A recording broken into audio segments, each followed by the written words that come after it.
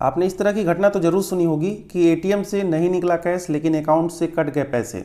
तो ऐसी स्थिति में क्या करें, और हो सकता है कभी कभी झेला भी हो और अभी लाइफ पूरी पड़ी हुई है, कभी न कभी ऐसा सामना जरूर होगा एटीएम से जिसमें आपको इस तरह की समस्या से निदान पाने की इच्छा होगी। और ऐसी स्थिति में क्या करें कि आपके पैसे आपके अकाउंट में फिर क्रेडिट हो जाएं, आ जाएं। उसके पहले हम लोग जानेंगे कि पैसे फंसते ही क्यों हैं। और मैं आपको एक छोटा सा वीडियो दिखाऊंगा, पैसे एटीएम में फंस गए और उसमें पैसे काफ़ी देर तक रहे, और उसके बाद आपको समझाऊंगा कि पैसे कैसे फंसते हैं। आपने अभी मशीन में देखा कि किस तरह से पैसे फंसे हुए हैं, केवल मशीन आवाज़ कर रही है, गिनने का नाटक कर रही है, लेकिन पैसे निकले नहीं और अकाउंट से पैसे कट भी गए। अब हम लोग जानते हैं कि पैसे क्यों कटते हैं, ऐसा क्या हो जाता है, तो चलिए समझते हैं। देखिए, पैसे कटने के दो ही कारण हो सकते हैं। पैसे अगर डिक्लाइन कर रहा है, या तो कोई टेक्निकल फॉल्ट है, हो सकता है उस बीच उसका सिग्नल चला जाए, अगर लाइट से चल रहा हो तो लाइट चली जाए, अथवा अगर कोई बैकअप उसके पास ना हो सिस्टम के पास तो हो सकता है वह ऑफ हो जाए। ऐसी स्थिति में 1 या 2 सेकंड 5 सेकंड के लिए ऐसा होता है तो आपके पैसे फंस सकते हैं। अथवा एटीएम में पैसे खत्म हो जाते हैं तो जाकर के आपके पैसे भी फंस सकते हैं। तो आप सोचेंगे कि पैसे ही नहीं है तो पैसे फंसे कैसे। तो ऐसी स्थिति में कभी कभी एरर आ जाता है, बग्स आ जाता है एटीएम में। जैसे मान लीजिए एटीएम में 2000 रुपये हैं और आपको 2500 रुपये निकालने हैं, तो आपने भर तो दिया, लेकिन एटीएम के एरर की वजह से उसे लगा कि नहीं मेरे पास 2500 रुपये हैं, उसी समय वह फंसा दिया आपका पैसा। ऐसी स्थिति में भी उसके साथ ऐसा हो जाता है। तो कभी कभी ऐसी स्थिति भी आ जाती है। तो होता क्या है, जब से कोविड-19 आया है तब से ऑनलाइन सिस्टम बहुत तेज चला है। एटीएम के पास लोग जाने से परहेज करने लगे, लेकिन फिर कोविड-19 जैसे जैसे ओवर हुआ थोड़ा बहुत, तुरंत लोग एटीएम जाना शुरू कर दिए। फिलहाल एटीएम में प्रॉब्लम ऐसा क्यों आता है वो समझते हैं हम लोग।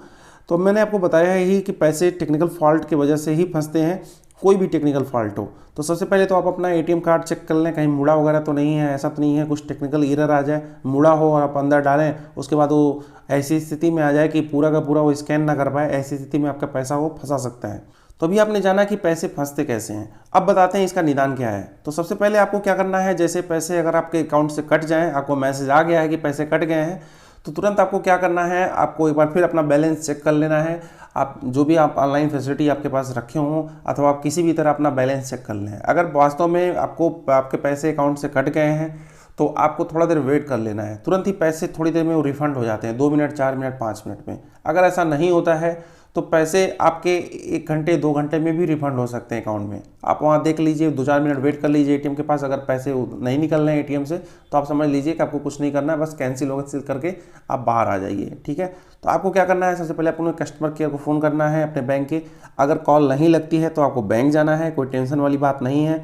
नियम क्या है, नियम ये है कि आपके पैसे यदि एटीएम से कटते हैं तो 3 वर्किंग डेज के अंदर अंदर आपके पैसे अकाउंट में आ जाएंगे। वर्किंग डेज का मतलब होता है जिस दिन बैंक खुला हो।